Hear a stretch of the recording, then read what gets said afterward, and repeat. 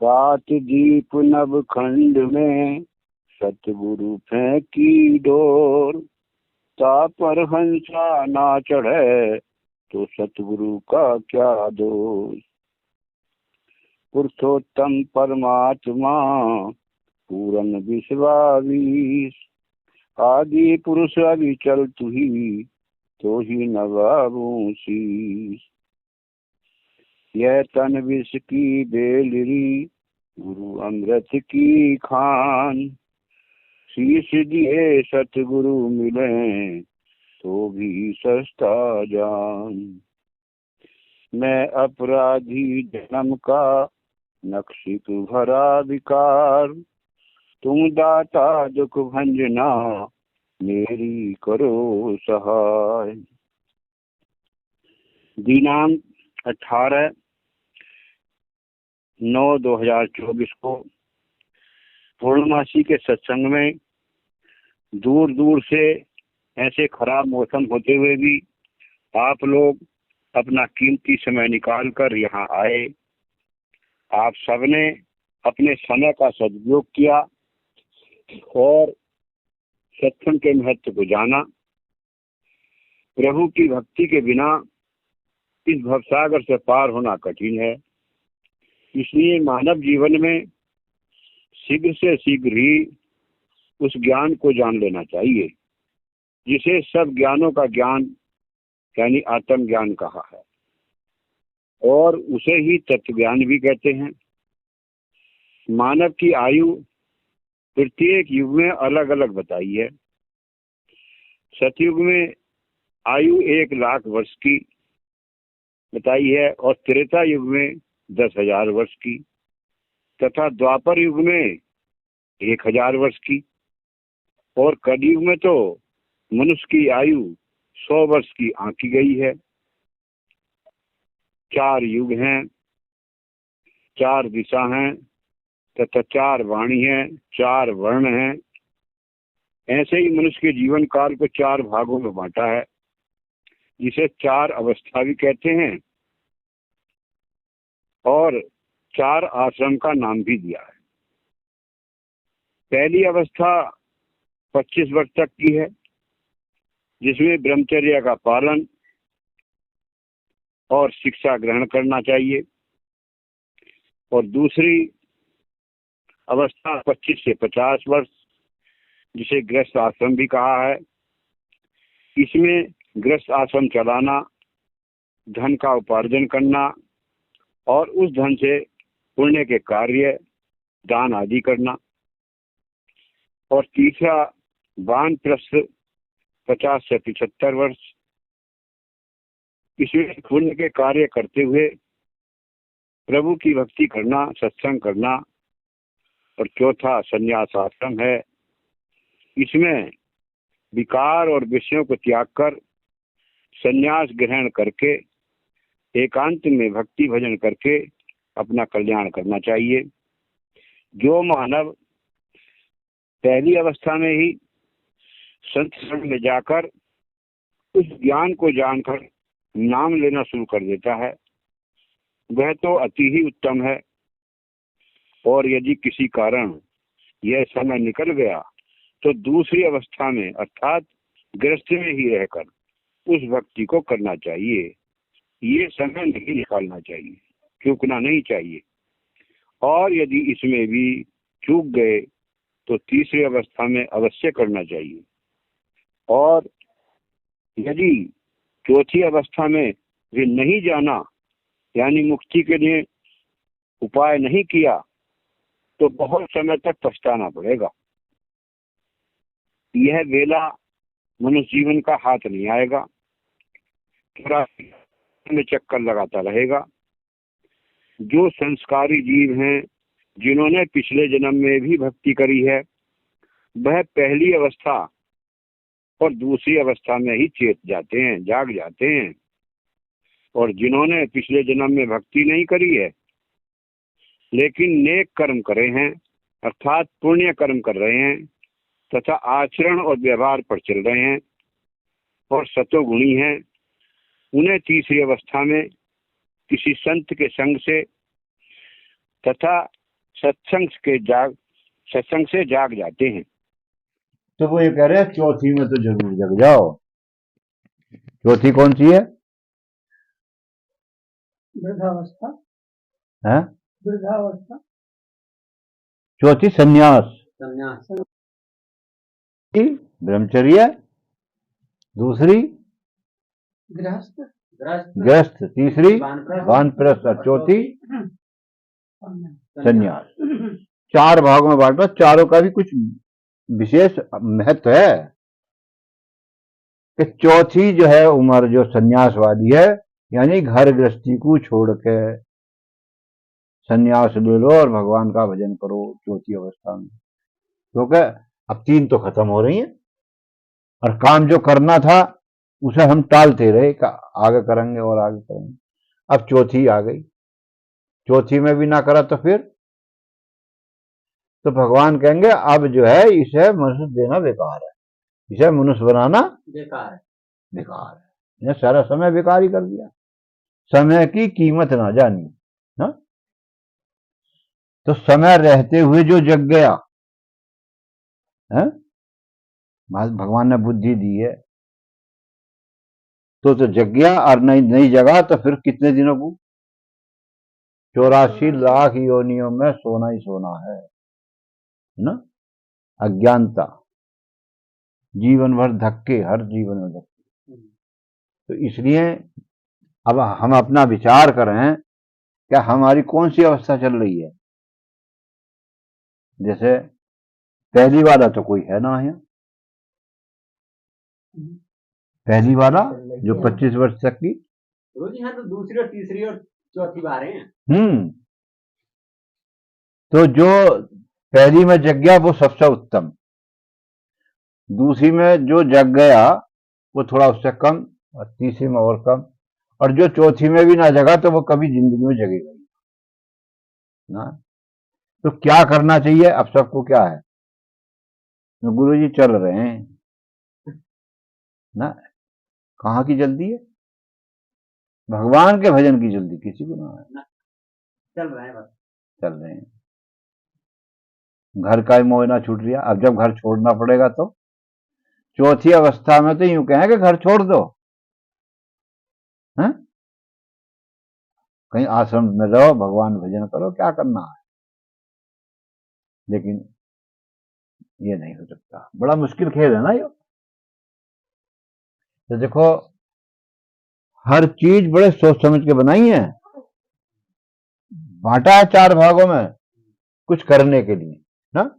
ऐसे ही चार वेद हैं, चार दिशा हैं, चार युग हैं, चार अवस्था हो गई, चार वर्ण हो गए, चार अवस्था हैं, और एक जो है चार अवस्था और भी हैं। वो कौन कौन सी हैं? जागृत, स्वप्न, सुसुप्ति, और जागृत, स्वप्न, सुसुप्ति, तुरिया। तो अब इसमें जागृत किसे कहेंगे? जैसे हम तुम बैठे हैं सुन रहे हैं एक दूसरे की, या कोई काम कर रहे हैं संसार में, जगे हुए हैं, जागृत, जागृत अवस्था। अब हम एक सो जाते हैं रात को, वो सुसुप्ति है, और एक सोने में ही वो जो है स्वप्न देखे हैं, स्वप्न में पहुंच जाते हैं, तो ये है स्वप्न अवस्था। जागृत, स्वप्न, सुसुप्ति। सुसुप्ति में स्वप्न नहीं दिखता। स्वप्न कब दिखता? जैसे सो तो रहे लेकिन पूरी गहरी नींद में न सो रहे, कुछ जगह कुछ सोए, ऐसी अवस्था जो होती तो उसमें मन भाग जाता है इधर उधर। गहरी नींद आएगी तो उसमें स्वप्न नहीं दिखाई देता है। अब चौथी अवस्था तुरिया। तुरिया अवस्था कौन सी?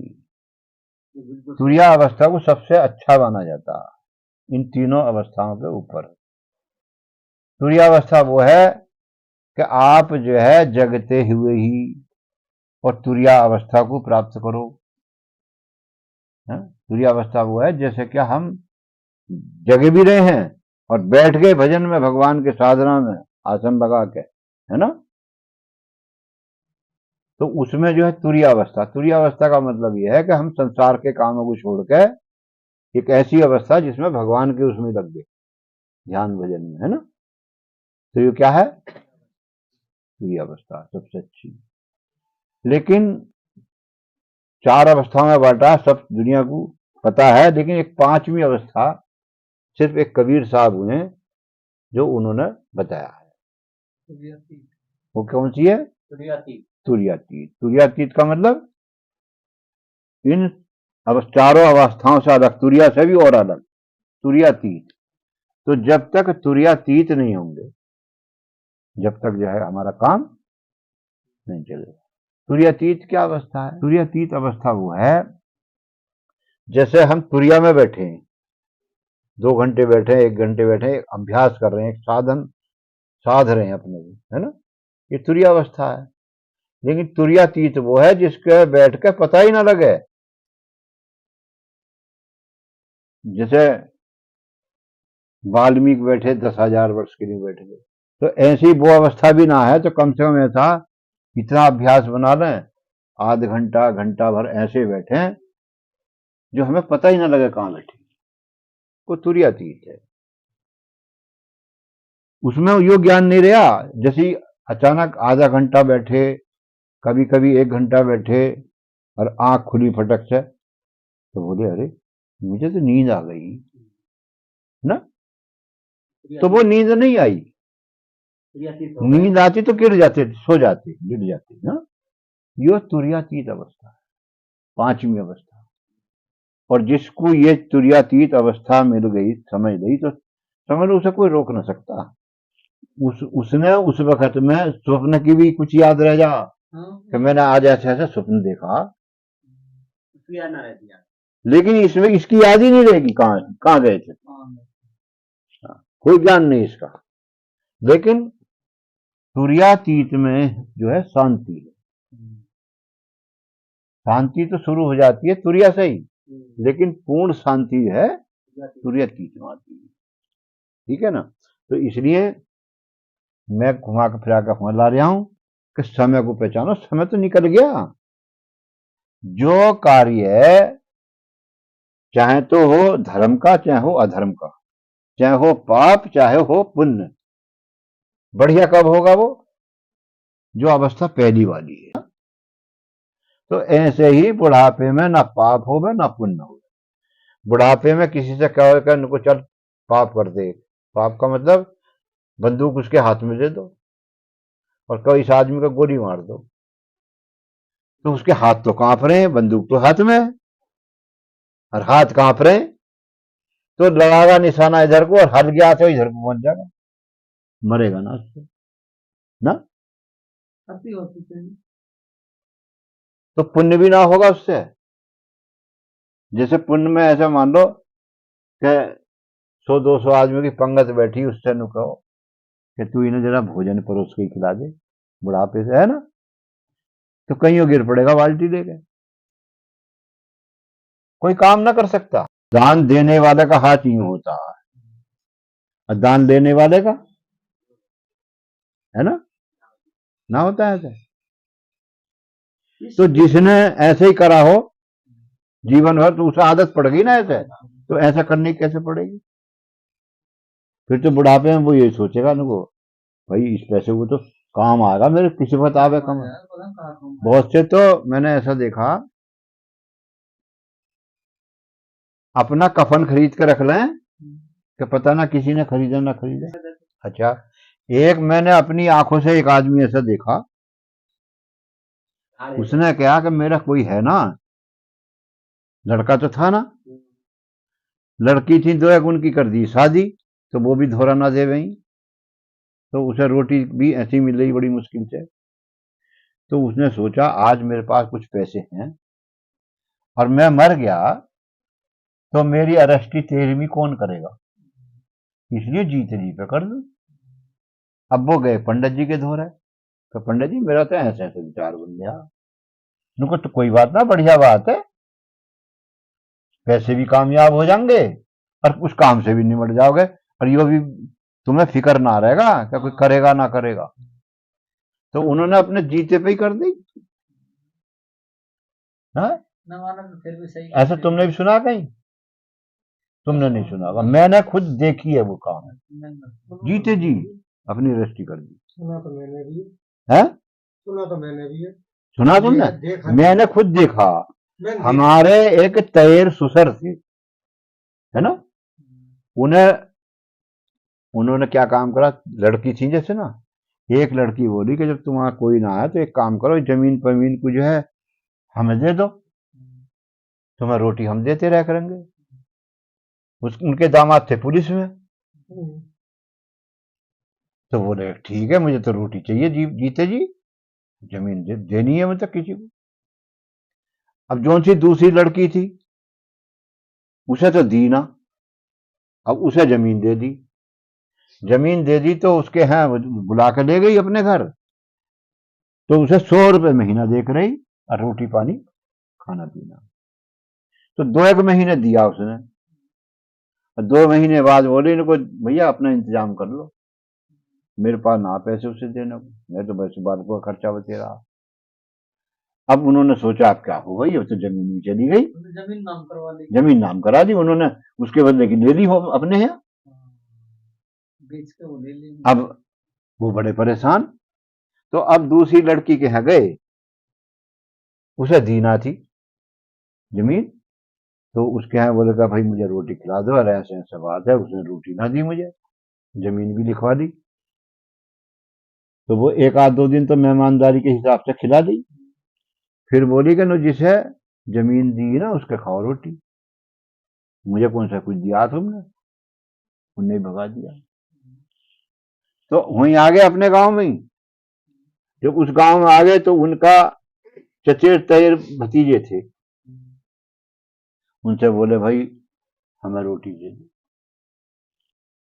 हम बड़े परेशान हैं, उस लड़की ने भी ना दी, दूसरी ने भी ना दी, हम तो धक्के खा रहे हैं। तो क्या बोले, वो क्या बोले कि तुमने जो है जमीन उसे दे दी, है ना, अपने रहने की जगह बेच ली, वो भी पैसे किसको दिया है, हम तुम्हें रोटी क्यों दे दें, रोटी भी लालच से मिले, लालच से। नू क्या कर रहे हैं कि सूखी हड्डी को तो कुत्ता भी ना छोड़ पाता है ना, कहीं ना कहीं लालच होगा जब ही है। बिल्कुल। हाँ, तो अब वो जो है परेशान है। अब किसी ने सलाह दे दी कि अब तुम मर जाओगे तो तुम्हारी अरेस्टी कौन करेगा।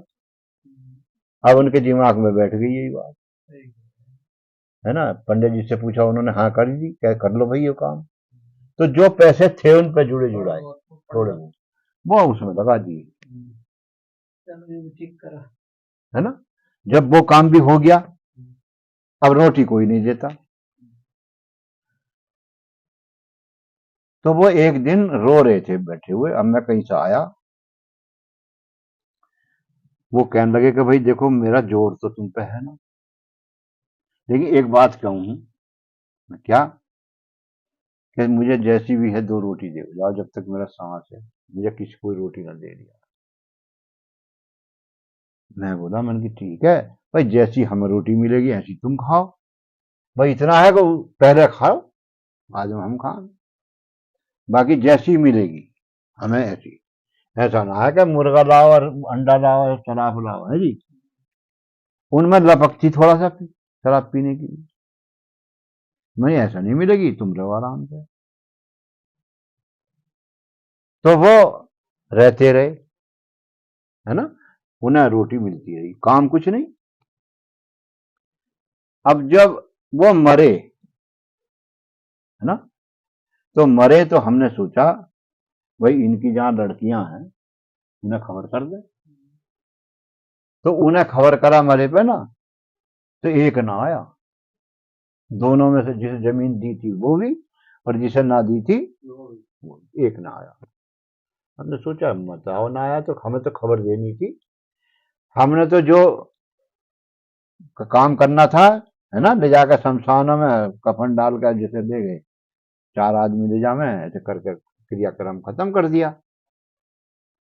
अब वो काम जब हो गया तो फिर भी खबर भेजी हमने उनके रिश्तेदारों पर, एक खबर भेजी क्योंकि कल को यूं कहते हैं इनको मर गए तो हमें तो टाइम ना मिला था, मैं हुआ गया था या मैं घर ना था।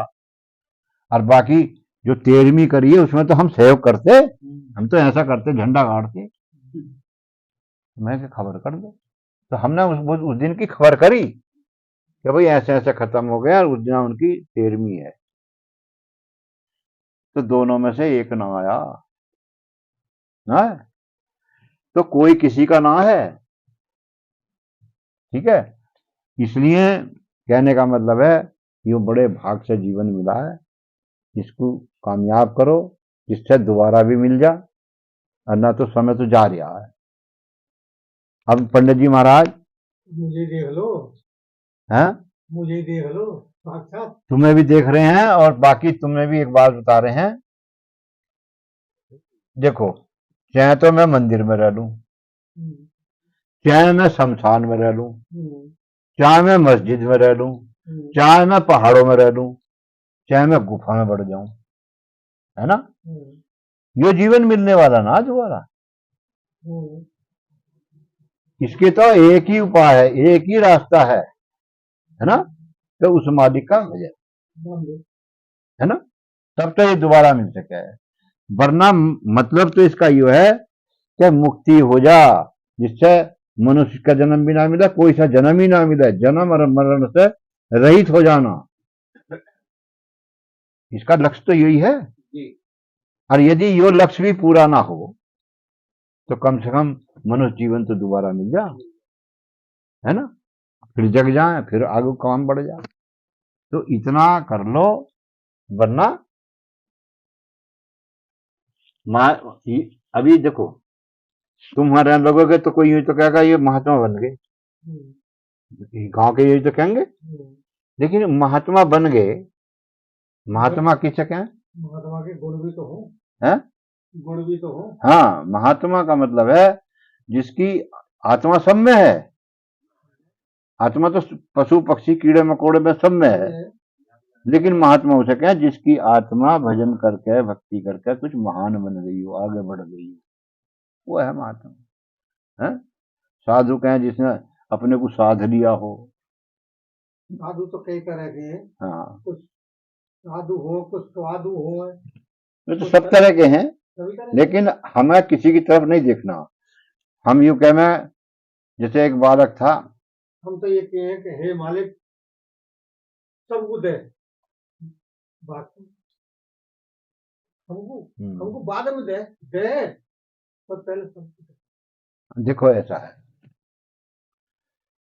मैं अभी हमारे जो सत्संग हो में है ना, जहां भागवत हो गए, तो वहीं एक बात क्या करें, धर्म की जय हो ना कहते, अधर्म का नाश हो ना, विश्व में शांति हो, सबका कल्याण ना कहते। तो क्या मेरे कहने से सबका कल्याण हो जाएगा?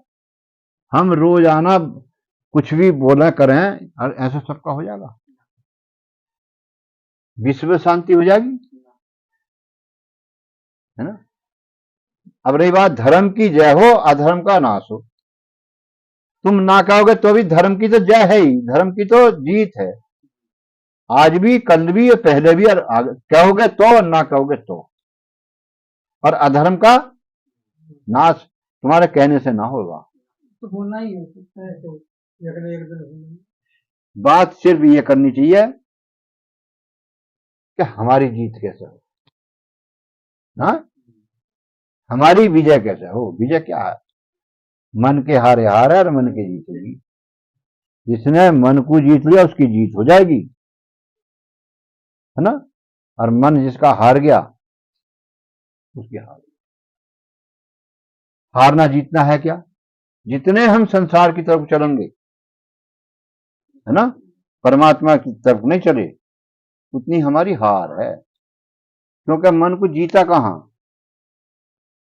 मन को जीतना जब है जब इस संसार में रहते हुए संसार से हटकर और हमारी जो चाल है परमात्मा की तरफ, परमात्मा का नाम लेना शुरू कर दें, भक्ति करना शुरू कर दें, तो हमारी जीत शुरू हो जाएगी। वरना तो हार ही हार है। यहाँ कितने लोग आए, है ना, और हार के चले गए। और हम कह रहे हैं क्यों, उसकी भी जीत हो जाए, उसकी भी जीत हो जाए। कैसे हो जाएगी भाई? जीत के लिए कुछ कर्म करना पड़ेगा, ना करना पड़ेगा। बिल्कुल बिना कर्म किए जितना जीत नहीं होगी। तो इसलिए जो है अपना जीवन में श्रेष्ठ जीवन मिला है, सुंदर जीवन मिला है। परमात्मा ने हाथ पैर भी शुद्ध दिए हैं, कहीं टूटना फूटना, आंख भी दी, सब चीज दी है, मन भी है, बुद्धि भी है।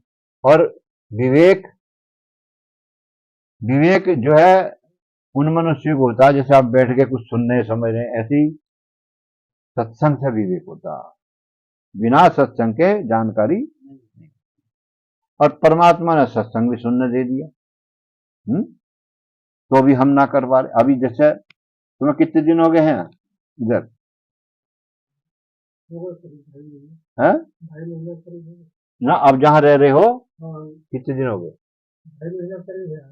2 महीने, 2.5। मैंने तुमसे यूँ कहा था कि 1 तारीख को सत्संग में आ जा करो, तो 2.5 महीने में 2 तारीख तो पड़ गई होंगी पहली। हाँ 2 तारीख पड़ गई ना बीच में। दोनों तारीखों में कोई शिव आए हैं? यहाँ सत्संग में एक बार नहीं आया वो, जो नहीं, सत्संग में कहाँ बैठा हूँ। देखो, उससे पहले भी कभी हमने नहीं देखा तुम्हें सत्संग में। और अब जो है चलो तुम वहां रहने लगे और बाबा बन गए, या लोग भी कहने लगे कि भाई वो तो वहां रहने लगे शमशान में। तो शमशान में रहो या घर में रहो, सत्संग सबके लिए है ना। घर में रहने वाला भी सुन सकता है, और शमशान में, मंदिर में, मस्जिद में रहने वाला भी सुन सकता है, क्योंकि बिना सत्संग के विवेक नहीं होता, है ना। और सत्संग तो शुरू से आखिर तक, जिसे विवेक हो गया, जिसे भक्ति मिल गई, जो साधन करने लगा साधना में, उसे भी सत्संग की जरूरत है। जैसे इस समाज में रहने वाले को कपड़ा पहनने की जरूरत है ना, तो इस समाज में, इसमें रहने में, इसमें सत्संग की जरूरत है। बिना सत्संग के खेल नहीं बनेगा। बल्कि एक चौपाई लिखी थी मैंने, अब सब मिट गई यहाँ, मैंने रामायण में से लिखी थी। कह रहे हैं कि भगवान की भक्ति का अधिकारी कौन है? राम भक्ति के ते अधिकारी, जिन्हें सत्संग लगे अति प्यारी। जिन्हें सत्संग से प्यार होगा अति, वो उसकी भक्ति के अधिकारी हैं। अधिकारी का मतलब, जैसे एक बाप की संपत्ति का बेटा अधिकारी है, तो वो जीते जी लिखवा दे तो ठीक, ना तो मरने के बाद तो आएगी उस पर, अधिकारी है वो ना। तो ऐसे ही जो सत्संग से प्यार करेंगे, सत्संग में आते जाते रहेंगे, तो वो भक्ति के अधिकारी तो बन ही जाएंगे ना। तो इसलिए सत्संग को कभी मत छोड़ो। सत्संग में कोई पैसा लगा है? जो लोग यहाँ आ रहे हैं, सुने आने आवे हैं, कोई पैसे थोड़ा लग रहा है। टाइम तो हमारा जब भी बीत रहा कि कहीं बैठ के गप्पे लड़ाएंगे तो बीत रहा, सत्संग में आके बैठेंगे तो भी बीत रहा। तो इस समय को पहचानो जो हमें परमात्मा ने समय दिया है। अपने आप पता लग गया कि हमारा समय कितना रह गया, कितना निकल गया, ना लग रहा सबको पता। बहुत से कह रहे हैं हमें तो पता ही ना। अरे पता कैसे ना? बचपना निकल गया, जवानी निकल गई, अब बुढ़ापा आ गया, अब भी पता ना। संदेशा आ गया यम का, चलन की कर तैयारी है। बाल सर के हुए धोले, सफेदी आंख पर छाई। बाल सर के हुए धोले, सफेदी आंख पर छाई। श्रवण से सुन पड़े ऊंचा, दांत हिल ना भी जारी है। संदेशा आ गया यम का, चलन की कर तैयारी। क्या क्या हो गए संदेशे? बाल तो सफेद हो गए और कानों से ऊंचा सुनन लगे, तो समझ लो कि अब तैयारी है, कर लो कुछ, हैं? और तीसरा संदेशा है, आंख सफेद, आंखों की रोशनी कम हो गई। और चौथा, दांत हिलने लगे, रोटी नहीं खाई जा रही है ना। अब मेरे तो जो है हिलने की ना रहे, ऐसे ही उकड़ गए। तो मेरे तो संदेशा और ज्यादा है। तो कितनी बात है आ गई संदेशे में, 4 आ गई, लेकिन हम फिर भी जग नहीं रहे। 5वां शरीर को ढांचे को दर्द। अब हम जगे ना, हैं? अब फिर कह रहे हैं कमर सब हो गई कुबड़ी, है चला है ना, जैसे वो बच्चों की माँ ना देखी, अब मरी जा फिर भी। कमान हो जाए। तुमने देखा न, काम ना होता बबू के मारे भगी फिर है ना? संदेश को ना समझ रही अभी, काम को देख रही। कमर सब हो गई कुबड़ी, चले लकड़ी सहारे से। कमर सब हो गई कुबड़ी, चले लकड़ी सहारे से। गई सब देह की ताकत, है ना, देह की ताकत भी सब चली गई। गई सब देह की ताकत, लगी तन में बीमारी है। संदेशा आ गया यम का, चलन की कर तैयारी है। ऐसा सुनाया। तो देखो फिर भी हम समझ ना रहे। और बल्कि एक बात बताऊं, जैसे मैं सुना रहा हूं ऐसे सुनाने वाले बहुत हैं औरों को, लेकिन अपने आप को ना समझ रहे। वो भजन नहीं कर रहे, वो तैयारी नहीं कर रहे, औरों को सुना रहे हैं। ऐसी दुनिया में बहुत। कोई चीज सुनो पहले अपने ऊपर भी अमल करो। तो इसलिए तैयारी करो कि हमें रास्ते में खाना मिलेगा ना मिलेगा। वो रास्ता ऐसा है, पानी ना मिलेगा,